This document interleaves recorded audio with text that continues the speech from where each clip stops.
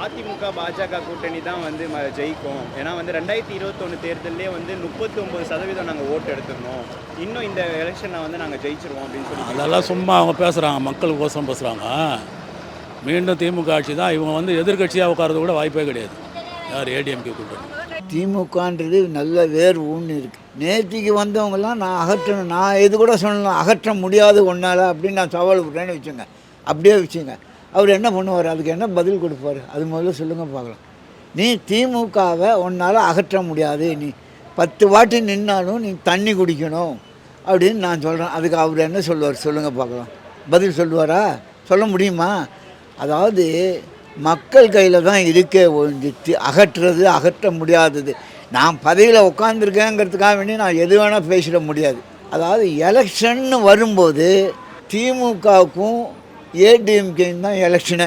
அது நல்லா புரிஞ்சுக்கணும்.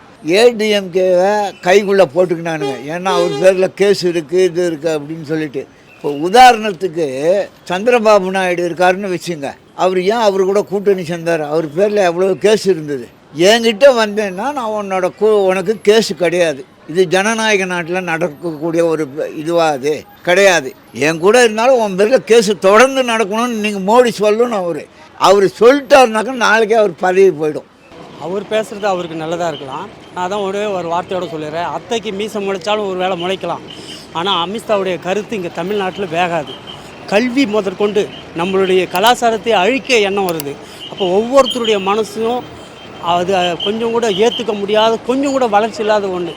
அடுத்தவங்க முதுகில் ஏறி வாழ்கிற அவங்களுக்கே அவ்வளோனா இந்திய கலாச்சாரத்தில் உலகி வாழ்ந்துருக்கிற எங்களுக்கு எப்படி இருக்கும்? ஒவ்வொரு தமிழக மக்கள் மன்னத்திலும் ஒரு சிலது இந்த மாதிரி கருத்து இருக்குது. அது நடக்கவே நடக்காது சார்.